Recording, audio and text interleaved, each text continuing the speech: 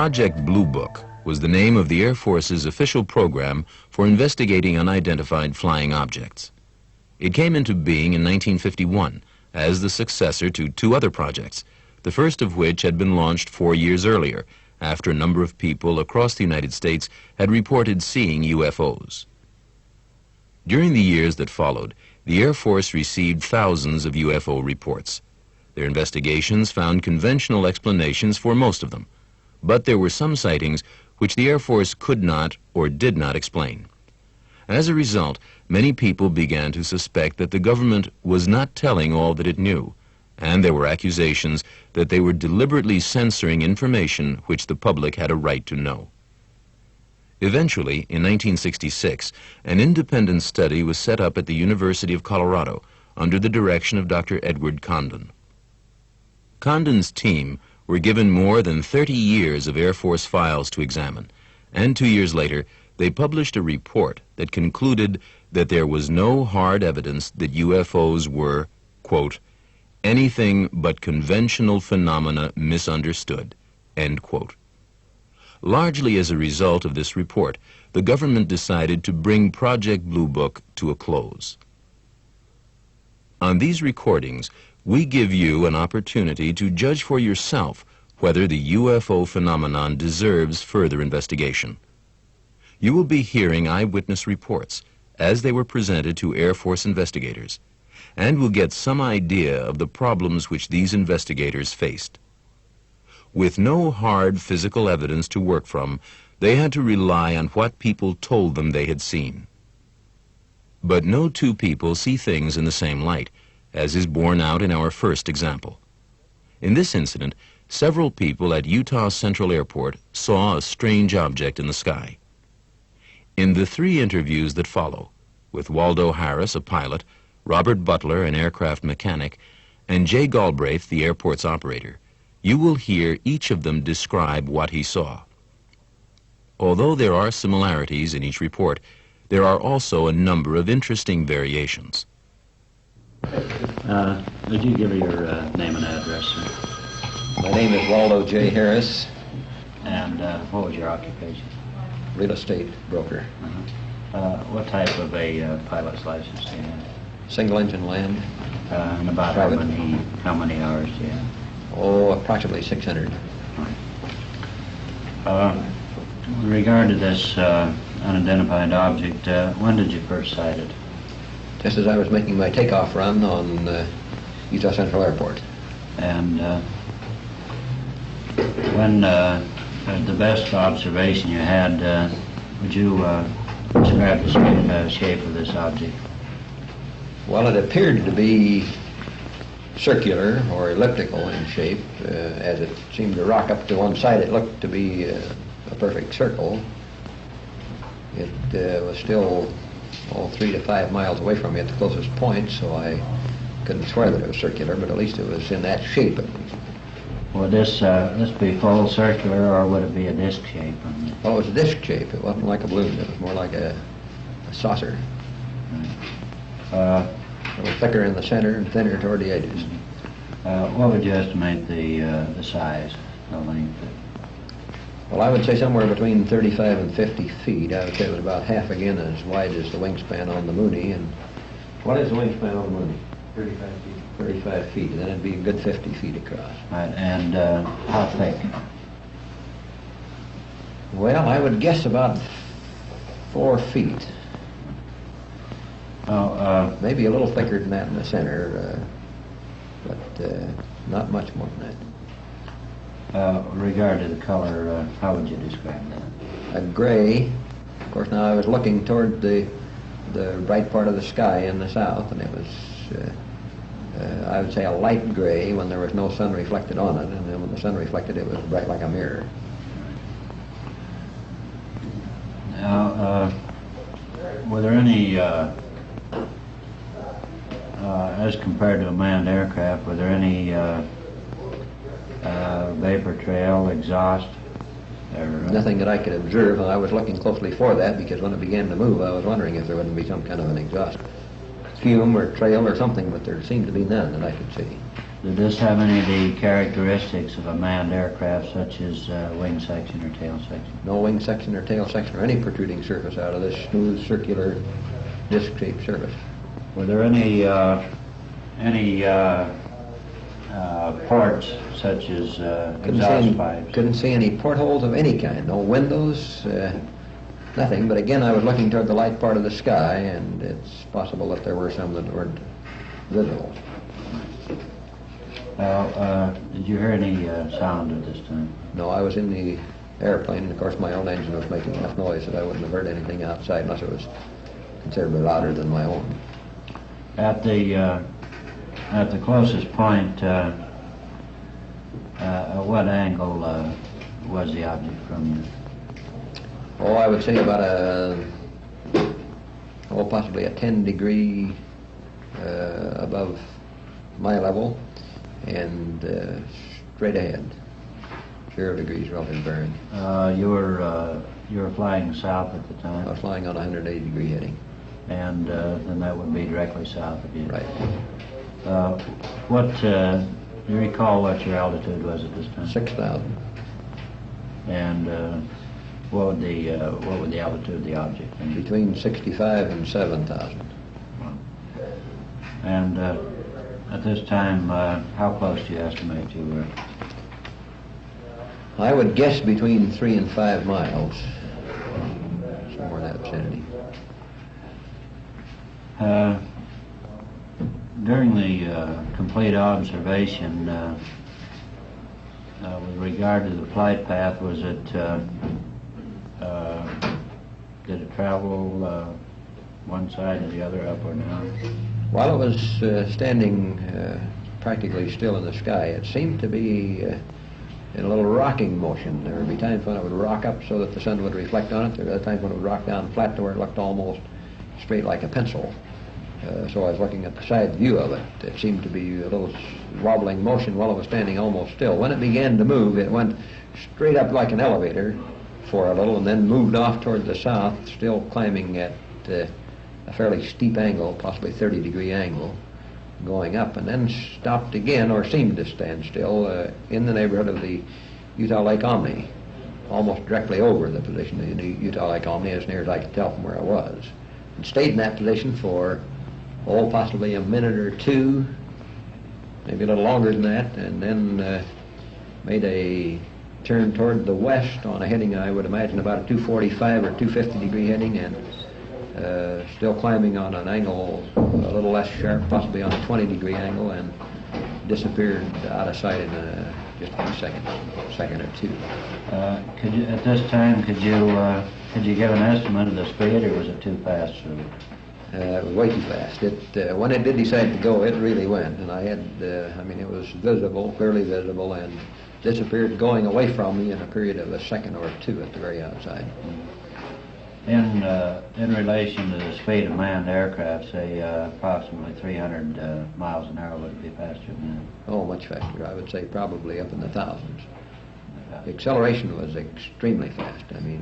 That was almost like it was being powered by a rocket or something, except there was no trail, no vapor, nothing visible in the way of a powertrain. Was that the case both when it moved straight upward and then when it moved out at an angle? When it moved straight up, it went much more slowly, not nearly, and it seemed to move at a steady rate. It didn't seem to be accelerating greatly as it was moving straight up, but as it began to move off on an angle, it was moving quite rapidly.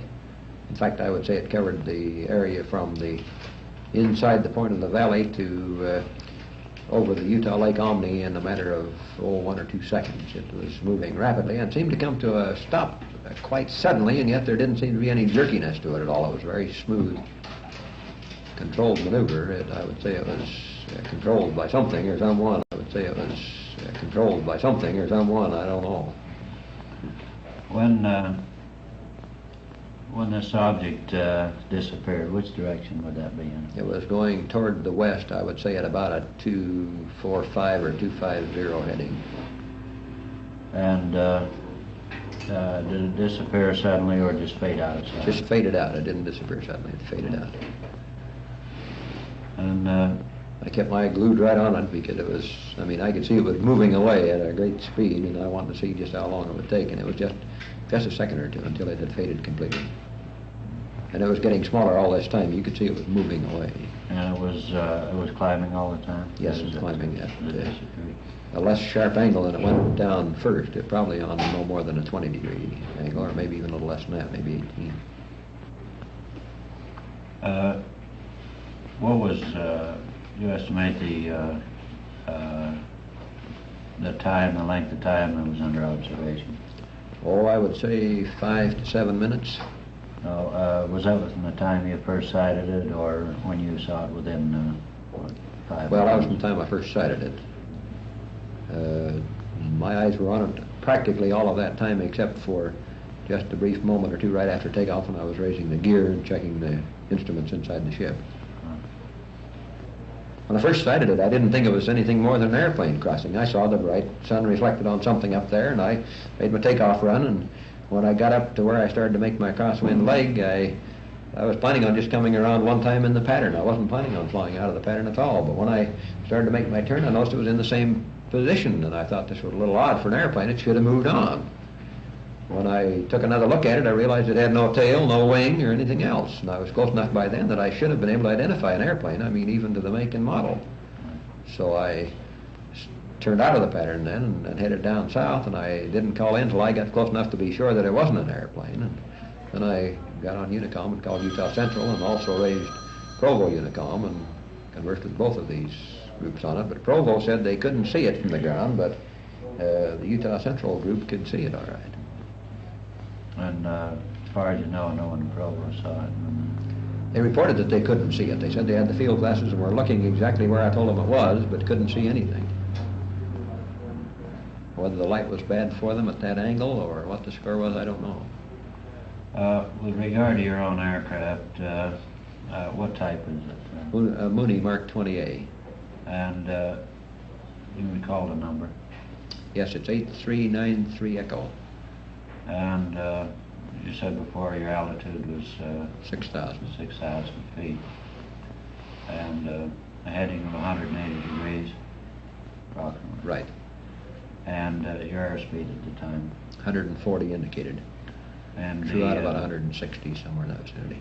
And the aircraft's based here at Utah Central? Utah Central, right. And do you have any ideas at the time? Well, it was right close to noon. Your Salt Lake radio could give you the time, I'm sure, if they monitor these things, because I phoned on the radio, Salt Lake radio, and made a report to them right immediately after the first sighting. So I talked to Provo, and they suggested I call Salt Lake radio. I was talking to Utah Central and Provo all at the same time, and Provo said we suggest you report to Salt Lake radio, so I switched over to Salt Lake radio frequency and made my report, and then came back on Unicom frequency and headed back toward the field. So they would have a report, I mean, sure, the time exact, I'm sure they could give you right to almost the minute. At the time, was there any cloud ceiling? No cloud cover of any kind. The sky was completely blue on all quadrants.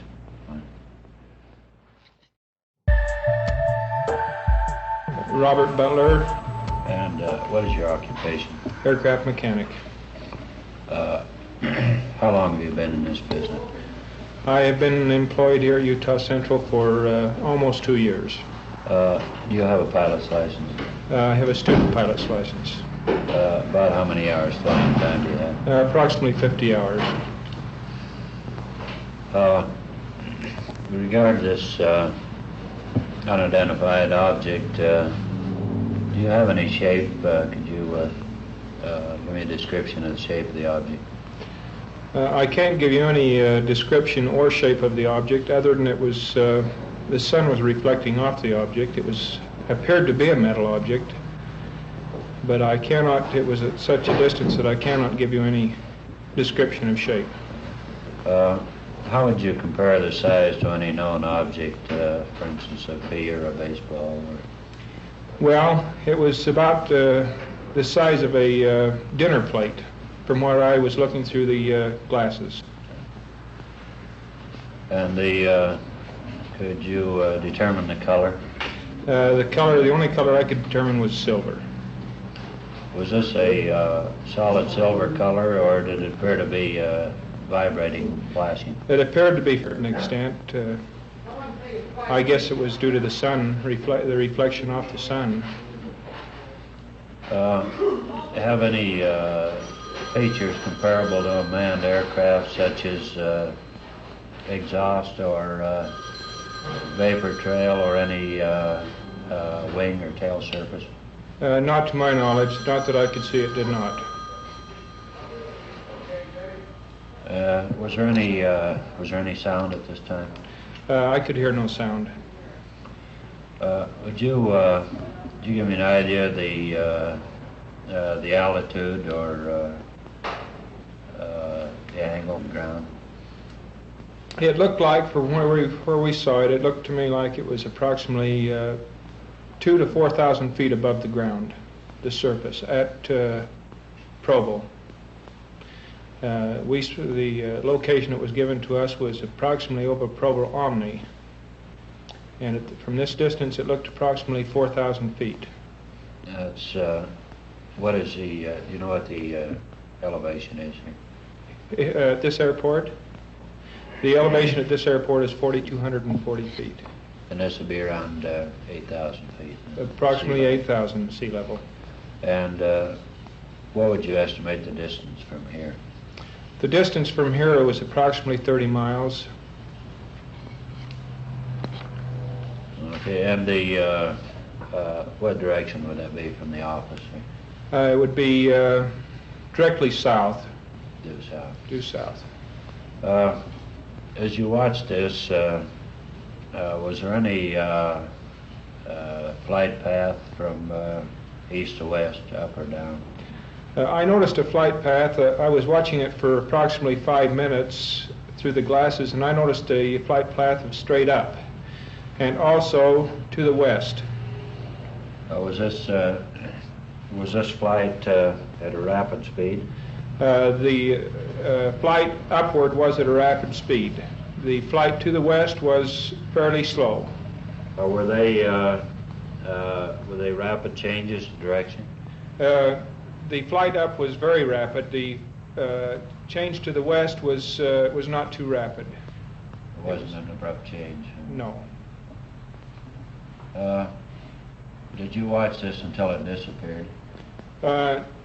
I watched it through the glasses for approximately 5 minutes and then went back to the hangar to work and watched it for another approximately 5 minutes until it disappeared, yes.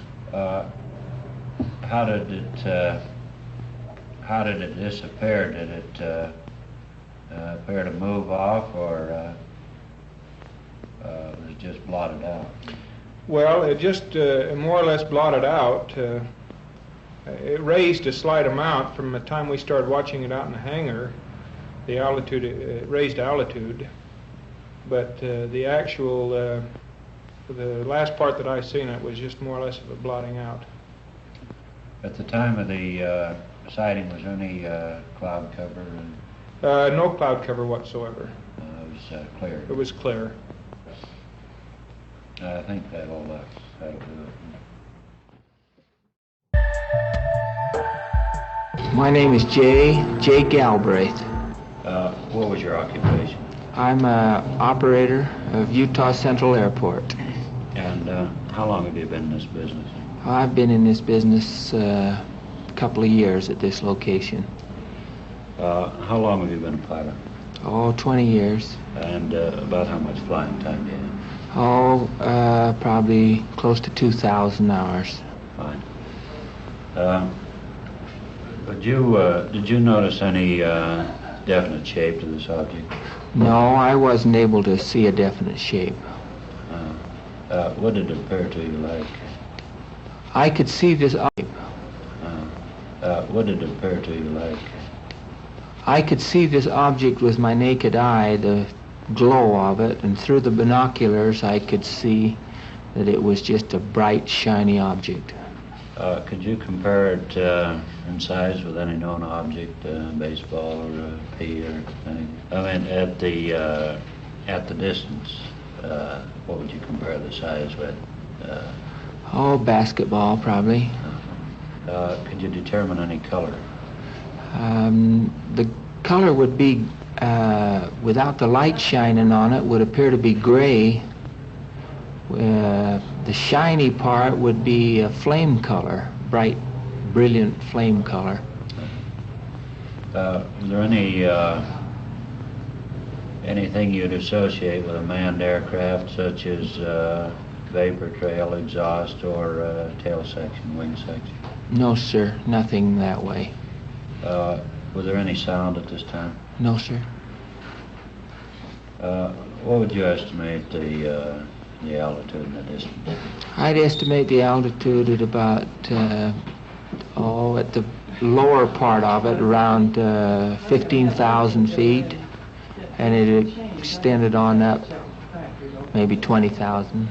That was a different time zone. Yes. Moved up. Uh-huh. And could you estimate the distance? The distance from here would, my estimation would be 15 to 20 miles. And could you describe the flight path or maneuvers? During my observation, it would be climbing altitude, changing altitudes. It seemed to go to the east for some time and hover in one position. Then the last I remember, it was going west, climbing and going west. Would these maneuvers be at rapid speed? Some of them would be slow. I recall one time as it climbed quite fast. And they'd be abrupt changes of direction? Yes, sir. And about how long did you observe this? I'd say we was watching this for close to 15 minutes. Do you know what time this was? This would be between right close to 12 o'clock. And with regard to the weather, is there any cloud cover? Perfectly clear. Not a cloud in the sky. Okay, sure, I think that's very good. Two of the witnesses in the last recordings were pilots, who, by training, should be better able to observe and identify aerial phenomena than most people. The next recording was also made by a pilot, Dave Hall, who was airport manager at Lake Wales, Florida. When he learned that a strange object was flying overhead, he and other pilots took off in a Piper Comanche to take a closer look. Hall had initially guessed that what had been seen was either a weather balloon or a planet, but he and the other pilots dismissed these theories on closer examination of the object. This is Dave Hall, airport manager at Lake Wales. Wednesday afternoon at approximately 3 o'clock, I received a phone call from an observer in Lake Wales telling me that there was an object in the sky at what he figured was 20,000 feet. I went outside my office and looked up, viewing this object. Then proceeded to check with Orlando radio on the chance that it might be a stray weather balloon. Orlando radio had nothing reported in the area, and since it is practice to report these balloons, we decided that we would go up and take a look at this object. We entered a Piper Apache aircraft, twin engine, and proceeded to climb up to try and view this object. We climbed to 16,500 feet over Haines City and had the object in view all the time. At 16,500 feet, the object appeared to be 50 to 60,000 feet above us. We kept the object in sight, circling it at all times, thereby eliminating the chance possibility that it might be a star.